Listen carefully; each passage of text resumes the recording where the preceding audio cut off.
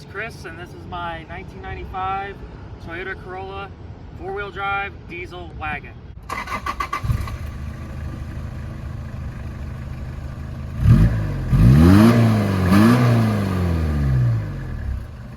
One of my favorite things about this car is it's unique without being able to not find parts for it. At the end of the day, it's just a Corolla.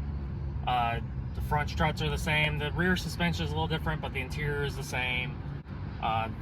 Like if I needed to, if I could change these seats, I could change these seats to a modern one. I could do door panels, all that. It's all basically the same.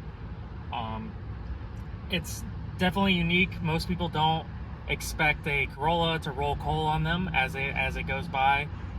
But it's just a fun car to have for a daily versus anything else that's in the US. I'm always in my hunt for a perfect daily driver.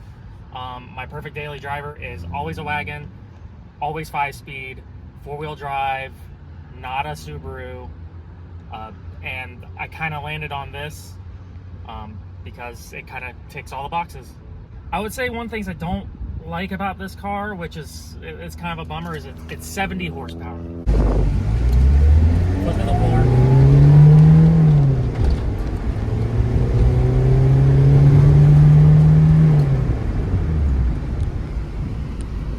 The diesel engine is not turbo. It's 70 horsepower, 90 foot-pounds of torque, so it's very slow. Like, I think it's 0 to 60 is like over 20 seconds. It's absolutely a dog.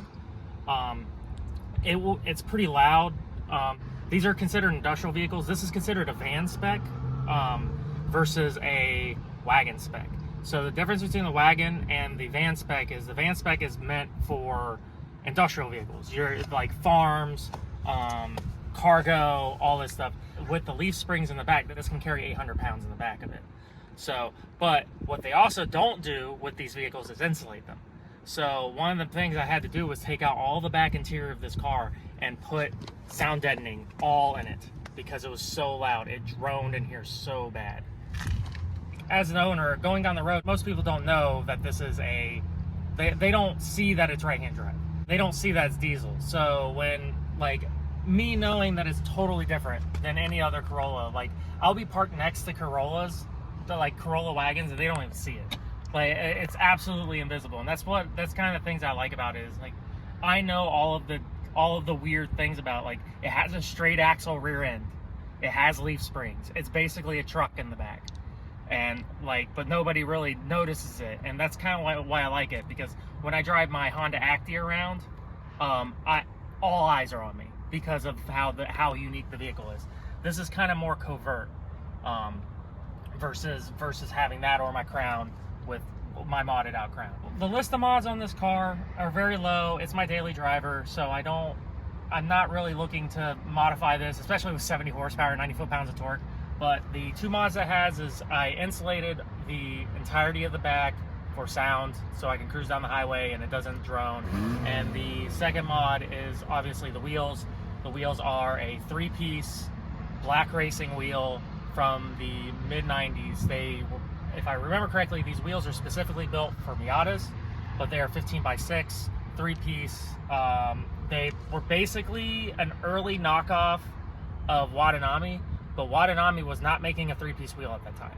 So these wheels are, that company saw a need for a 3-piece wheel and that style, so they made a version of it. If you want something unique, but you don't want to spend a bunch of money, I would highly recommend looking for JDM Corollas. About this year, the E100, E110 just came legal. You can get them for relatively cheap. You get them with relatively low mileage. This has 80,000 miles on it. And even though, you know, it's like, oh, well, you can get this car here. Like, why would I spend extra money for it? You're gonna have less than 80,000 miles. Look at how much they cost with over 150,000 miles here, and you'll see the value of getting one from Japan here versus buying one here, buying a US one with the very low mileage. Don't usually have rust on them. I highly recommend it. It's a unique experience to have a right-hand drive car. Even though you can get a version in the US, it's very unique to have, and they're usually in much better condition.